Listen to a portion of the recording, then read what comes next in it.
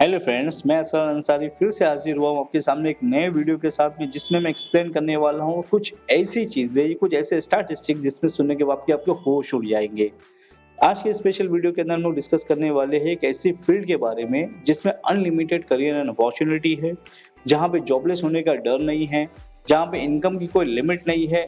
In fact जैसे जैसे इस फील्ड में आप सीनियर होते जाओगे, जैसे जैसे आपके मार्केट में नोन हाउ बनेंगी, आपकी इनकम पीक पे होंगी। Means at the time of retirement आपकी इनकम पीक पे होंगी।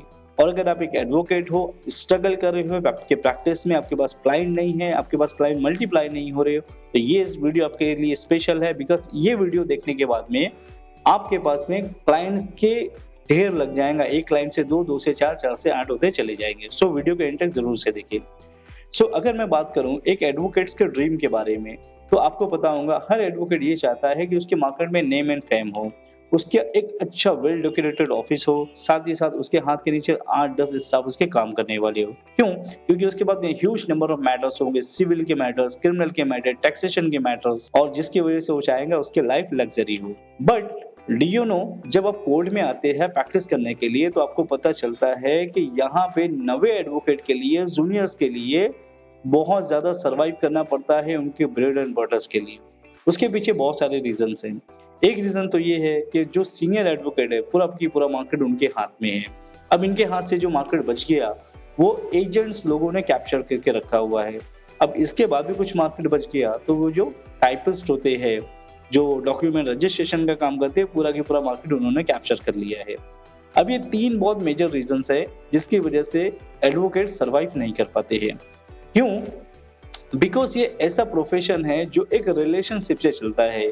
आज सीनियर एडवोकेट से बाद में मार्केट क्यों है? क्योंकि उनके नोन हाउ, जान पहचान है, मार्केट में उनके रिलेशनशिप बने हुए हैं। एजेंट्स को लोग क्यों काम देते हैं? क्योंकि उसके मार्केट में रिलेशनशिप बने हुए, उसको लोग जानते हैं।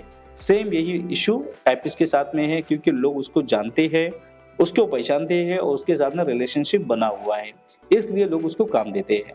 बट अगर आप ये सोचते हो कि मैं ट्रेडिशनली जैसे लोग प्रैक्टिस करते हुए आए हैं, मैं भी वैसे ही प्रैक्टिस करूंगा और मैं बहुत जल्दी आगे बढ़ जाऊंगा, तो आप गलत हो। आज से 10 साल 20 साल पहले अगर आप जाओगे, तो वो टाइम में मार्केट में एडवोकेट्स बहुत लिमिटेड हुआ करते थे। तो होता क्या था कि जब भी कोई सिविल या क्रिमिनल से रिलेटेड मैटर्स हो जाए, तो लोग एडवोकेट को ढूंढते हुए जाते थे कि भाई कहाँ है, मेरा मैटर सॉल्व कर दे। बट आज के टाइम पे जिस कोर्ट में आप प्रैक्टिस कर रहे हो, उस कोर्ट में हर साल 100, 200, 300 एडवोकेट नवे आ रहे हैं। क्यों? क्योंकि आपके आसपास में, जिस शहर में, जिस सिटी में आप रह रहे हो, वहाँ के आसपास में बहुत सारे लॉ कॉलेजेस हो गए हैं, जिसकी वजह से हर साल 200-300 एडवोकेट नवे आ रहे हैं। तो ऐसी कंडीशन में सर्वाइव करना मुश्किल ही नहीं, नामुमकिन है। एज अ रिजल्ट लोग फ्रस्ट्रेट हो जाते हैं। क्यों? क्योंकि इतने सारे जो उन्होंने ड्रीम्स देखे थे जब वो लॉ कर रहे थे, मार्केट में आने के बाद में सारे ड्रीम के ऊपर पानी फिर गया, तो फ्रस्ट्रेट तो होना बनता ही है। इतना ही नहीं, वो प्रैक्टिस को छोड़ के किसी इररिलेवेंट काम में चले जाते हैं और एक एग्जाम्पल क्रिएट करते हैं उन लोगों के लिए जो सक्सेसफुल एडवोकेट बनना चाहते हैं। लाइक अगर कोई बच्चा बोलता है कि पापा पापा मैं एडवोकेट बनना चाहता हूँ, तो पापा बोलते हैं देख वो एलएलबी करने के बाद में क्या किया, कुछ तो नहीं कर पा रहा, इररिलेवेंट काम कर रहा है, तू भी वैसे ही रहेगा, इससे अच्छा तू लॉ कंप्लीट मत कर, मतलब लॉ में जा ही मत। ऐसा क्यों हुआ? क्या आपने कभी सोचा है? ऐसा क्यों हुआ? क्या आपको पता है क्या रीजन है इसके पीछे? इसके रीजन सिंपल है। जब आपने लॉ कंप्लीट किया, तो आपने दो ऑप्शन को सेलेक्ट किया। या तो आपने सोचा कि मैं क्रिमिनल में प्रैक्टिस करूंगा, या तो मैं सिविल में प्रैक्टिस करूंगा। लेकिन एक ऐसी फील्ड है जो दोनों को बैलेंस कर सकती है, जिसमें वर्क करने के बाद में आपका सिविल, आपका क्रिमिनल दोनों ही बूस्ट हो सकता है, और वो फील्ड है टैक्सेशन। अब आप सोच रहे होंगे टैक्सेशन क्यों, इससे क्या फायदा है? तो वीडियो को एंड तक जरूर देखो। मैं कुछ ऐसे रेफरेंस पॉइंट बीच में आपको बताऊंगा कि जिससे देखने के बाद में आपको लगेगा वाकई अगर ये वीडियो मैंने पहले देखा हुआ होता, तो आज मेरी प्रैक्टिस जिस लेवल पे इससे डबल हो चुकी होती। टैक्सेशन क्यों, मैं आपको बताना चाहूंगा। अब आपके माइंड में आ रहा होगा सवाल, टैक्सेशन क्यों? टैक्सेशन इसलिए कि आपको एक रेफरेंस पॉइंट बताऊंगा इंडियन इकोनॉमिक का, जो एक्सपेक्टेड है बाय 2030 और बाय 2025 में। आपके पास मोबाइल है, जाके गूगल पे सर्च करो, then you will come to know कि इंडियन इकोनॉमिक जो है बाय 2025 में बनेगी 5th लार्जेस्ट इकोनॉमिक। मतलब वर्ल्ड की इकोनॉमिक में इंडियन जो इकोनॉमिक होंगी वो 2025 तक के हो जाएंगे 5th लार्जेस्ट इकोनॉमिक। और डेटा कहता है कि as per Google Indian economic जो है बाय 2030 बनेंगी थर्ड लार्जेस्ट इकोनॉमिक। इसका मतलब ये हुआ कि इंडिया में बहुत सारे बिजनेसेस की ग्रोथ होने वाली है, बहुत सारे नए बिजनेसेस आने वाले हैं। अब जाहिर सी बात है, जब बिजनेस की ग्रोथ होगी तो क्या होगा, उनका टर्नओवर्स बढ़ेगा। उनका टर्नओवर बढ़ेगा तो उनके ऊपर जीएसटी के रजिस्ट्रेशन का बर्डन बढ़ेगा। क्यों? क्योंकि इंडियन लॉ के हिसाब से, मतलब इंडिया में जीएसटी के अकॉर्डिंगली जिनका भी टर्नओवर 40 लाख के अबव है उनको जीएसटी में रजिस्ट्रेशन करना मैंडेटरी है। तो जब लोगों के टर्नओवर बढ़ेंगे तो उनके ऊपर जीएसटी रजिस्ट्रेशन और जीएसटी फाइलिंग का बर्डन उन पे बढ़ेगा। उनका जब टर्नओवर बढ़ेगा साथ साथ में उनका नेट प्रॉफिट भी बढ़ेगा, जिसकी वजह से उनके ऊपर बर्डन बढ़ेगा इनकम टैक्स रिटर्न फाइलिंग का। तो इससे हमको एक बहुत बड़ा रेफरेंस पॉइंट मिलता है कि आने वाले टाइम में इनकम टैक्स यानी टैक्स कंसल्टेंट की डिमांड बहुत ज़्यादा बढ़ने वाली है। ठीक है, ये मैं नहीं कह रहा हूँ, you can see on the Google, आपके पास मोबाइल है, आप सर्च कर लो मोबाइल में कि इंडियन एक्सपेक्टेड इकोनॉमिक जो है 2025 और 2030 में कहाँ तक जाने वाली है। ठीक है, डेटा आपके सामने खुद आ जाएगा। इसके बाद में अगर मैं बात करूं कि टैक्स कंसल्टेंसी मार्केट की, अभी तो इंडियन इकोनॉमिक हमने देखा ना, बट टैक्स कंसल्टेंसी मार्केट कहाँ जाने वाली है वो आपको पता है? अगर आप गूगल पे सर्च करोगे कि इंडियन टैक्स कंसल्टेंसी मार्केट की फोरकास्टिंग, तो आपके सामने डेटा आएगा कि बाय द 2017 में Indian tax consultancy market 42,000 crore का मार्केट था। यानी कि ये मार्केट 2017 में 42,700 करोड़ का मार्केट था और ये मार्केट 9% के रेट से ग्रो हो रहा है। और अगर हम लोग 9% को ही ऐसा बेस बना ले, मतलब कि 2017 में ये मार्केट था 42,000 करोड़ का और 9% के रेट से ये ग्रो हो रहा है। सो इसका मतलब ये हुआ कि 2018 में ये मार्केट पहुंच गया 46,000 तक के और एट प्रेजेंट 2020 में ये मार्केट पहुंच गया है 65,390 करोड़ का। सो जब Indian economic fifth largest economic होंगी बाय 2025 तो ये मार्केट पहुंचेगा 1,09,665 का, मतलब 68% तक के यहाँ ग्रोथ होने वाली। तो इसका मतलब ये हुआ कि जब Indian economic third largest economic होंगी बाय 2030 तो ये मार्केट ऑलमोस्ट 100% से भी ज्यादा ग्रो अप हो चुका होगा। अब आप सोच रहे होंगे यार मुझे तो इनकम टैक्स में प्रैक्टिस नहीं करना है, मुझे तो सिविल और क्रिमिनल में प्रैक्टिस करना है, तो मेरे लिए तो इररिलेवेंट है। या आप ये सोच रहे होंगे मैं तो कॉमर्स बैकग्राउंड से नहीं हूँ। ये तमाम सवालात के जवाब आपको मिलेंगे बस थोड़ा सा आगे। अब अगर मैं इस फील्ड की ब्यूटी के बारे में बात करूं कि इंडियन टैक्स कंसल्टेंसी जो मार्केट है या टैक्स कंसल्टेंसी मार्केट जो है इसकी ब्यूटी क्या है, तो आपको जान के बहुत शॉक लगेगा। बीइंग एन एडवोकेट आप एक क्लाइंट से क्या करते हो, या तो क्रिमिनल लेवल से इनकम जनरेट करोगे या फिर किसी सिविल मैटर से रिलेटेड इनकम जनरेट करोगे। बट टैक्सेशन एक ऐसी फील्ड है जिसमें आप एक सिंगल क्लाइंट से मल्टीपल इनकम जनरेट कर सकते हो। मतलब अगर आपके पास में कोई एक क्लाइंट आ गया तो हो सकता है उसको अकाउंटिंग की रिक्वायरमेंट हो सकता है उसको इनकम टैक्स रिटर्न फाइलिंग की रिक्वायरमेंट हो, उसको टीडीएस, उसको 1% कंपनी रजिस्ट्रेशन करना हो सकता है, उसको जीएसटी में उसको टैक्स ऑडिट, जीएसटी ऑडिट से रिलेटेड कोई वर्क करना हुआ हो, उसको ट्रेडमार्क रजिस्ट्रेशन करवाना पड़ सकता है, उसको बिजनेस लोन, पर्सनल लोन, उसको ओडी, सीसी या फिर टर्म लोन की जरूरत पड़े, या फिर कुछ बहुत सारे दूसरे गवर्नमेंट लाइसेंसिंग के वर्क्स होते हैं, वो एक सिंगल क्लाइंट की जरूरत होती है। बट ये सारे काम तो हम करते नहीं हैं, आप ये सोचोगे। अब आप खुद सोचो कि जो क्लाइंट आपके पास में अकाउंटिंग के लिए आया है, क्या उस क्लाइंट को आप सिविल या क्रिमिनल से रिलेटेड सर्विस नहीं दे सकते हो? एब्सोल्युटली दे सकते हो। जिस क्लाइंट को आप इनकम टैक्स रिटर्न फाइल बना सकते हो, उसी क्लाइंट को आने वाले फ्यूचर में कभी ना कभी किसी इनकम टैक्स रिटर्न फाइलिंग की जरूरत पड़ेगी तो एब्सोल्युटली आपके पास में आएगा। किसी सिविल सर्विस की जरूरत पड़ेगी, वो भी एब्सोल्युटली आपके पास में ही आएगा। सो ये एक प्रोफेशन ऐसा प्रोफेशन है जिसके जरिए आपकी नेटवर्किंग बहुत ही स्ट्रांग हो जाएगी। ठीक है, अब एक सिंपल सी बात है, अगर हमने किसी क्लाइंट का बेल एप्लीकेशन फाइल किया और उसकी बेल होने के बाद में जरूरी नहीं कि वो आपके पास में वो रिपीट होगा। बट अगर आपने किसी एक क्लाइंट की इनकम टैक्स रिटर्न फाइल बना दिया तो वो एवरी ईयर आपके पास में आएगा उसका रिन्यूअल फाइल करवाने के लिए। तो इससे होगा क्या, आपके क्लास आपके साथ आपके क्लाइंट की बाउंडिंग बहुत स्ट्रांग हो जाएंगी और इस जिसके रेफरेंस से वो आपको 50 काम और ला कर देगा, 50 लोगों से और टाइप करा करके देगा, जिसके रिटर्न फाइल आप करोगे वहाँ से भी इनकम होगी, और जिनका रिटर्न आप फाइल करोगे तो उनसे आने वाली सिविल या क्रिमिनल से रिलेटेड इनकम वो डेफिनेटली आपकी बनेगी, है ना।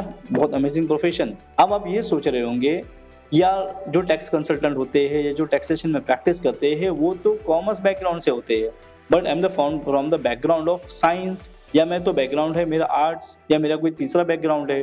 सो दोस्तों मेरे पास मल्टीपल एग्जांपल्स है, अगर मैं एक एक के बारे में बताता चलूँगा तो वीडियो बहुत लेंथी हो जाएगा। ऐसा ज़रूरी नहीं है कि you must have the background from the commerce, but in case अगर आपका बैकग्राउंड कॉमर्स नहीं है, like you are from the background of arts and any other background, then too you can practice or you can start practice in the taxation. And now you may be thinking that market में already बहुत सारा competition है, market में already chartered accountant है, बहुत सारे consultant available है, तो मेरे पास में कौन आएगा। सो ऐसा नहीं है, जिस फील्ड में आप ऑलरेडी वर्क कर रहे हो यहाँ पे भी बहुत सारा कंपटीशन है, और इसमें जिस तरीके से कंपटीशन बढ़ने वाला है ना, तो उस तरीके से कंपटीशन यहाँ पे बढ़ने वाला नहीं है, क्योंकि ये मार्केट बहुत ज़्यादा बूस्ट होने वाला है और ये डिपेंड करता है इकोनॉमिक के ऊपर। यहाँ मुझे एक बात याद आती है, international motivational speaker doctor Vivek Bindra का बोलना ये है कि if you want to catch train in the Mumbai, मतलब अगर मुंबई में अगर आपको लोकल ट्रेन पकड़ना है तो उसका सबसे आसान तरीका ये है कि चढ़ने वालों की भीड़ में खड़े हो जाओ, वो लोग आपको धक्के मार मार कर ट्रेन में चढ़ा देंगे। ठीक इसी तरीके से if you want to become successful in your life, या अगर आप अपने प्रैक्टिस को बूस्ट करना चाहते हो, अपने प्रैक्टिस में बूस्ट होना चाहते हो, तो उन सक्सेसफुल लोगों की भीड़ में खड़े हो जाओ जो आपको धक्के मार मार के आपको आपके करियर में सक्सेसफुल बना देंगे। So if you want to become successful and if you want to become a part of this industry, then I can help you. मतलब ये कि अगर आप टैक्सेशन में प्रैक्टिस करना चाहते हो, टैक्स कंसल्टेंट बनना चाहते हो और अपनी प्रैक्टिस को बूस्ट करना चाहते हो, तो मैं आपको सपोर्ट कर सकता हूँ with my special programme which is commonly known as tax consultant master programme, जो एक 5 स्टार रेटिंग कोर्स है, मेरे जो ट्रेनी है उन्होंने दिया है। इस कोर्स में मैंने ओवरऑल कवर किया है मोस्टली 4 चीज़ों को, जिसमें आपको इनकम टैक्स सीखने मिलेगा बहुत अच्छे से कि इनकम टैक्स की फाइलिंग कैसे करना है, इनकम टैक्स के कौन कौन से हेड्स कैसे होते हैं ओवरऑल। अगर मैं एक ही चीज़ के बारे में आपको डिटेल बताऊंगा तो वीडियो बहुत लंबा हो सकता है, इसलिए इन शॉर्ट समझो कि आपको इनकम टैक्स से रिलेटेड सारी चीज़ें यहाँ पे सीखने मिलेगी।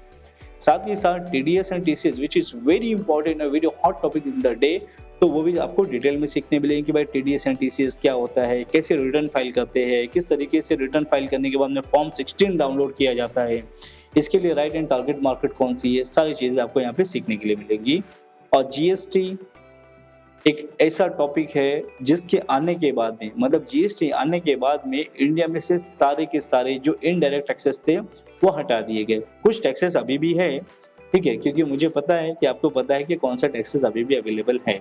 सो बहुत सारे इनडायरेक्ट टैक्सेस थे जो अभी तक के हटा दिए गए हैं।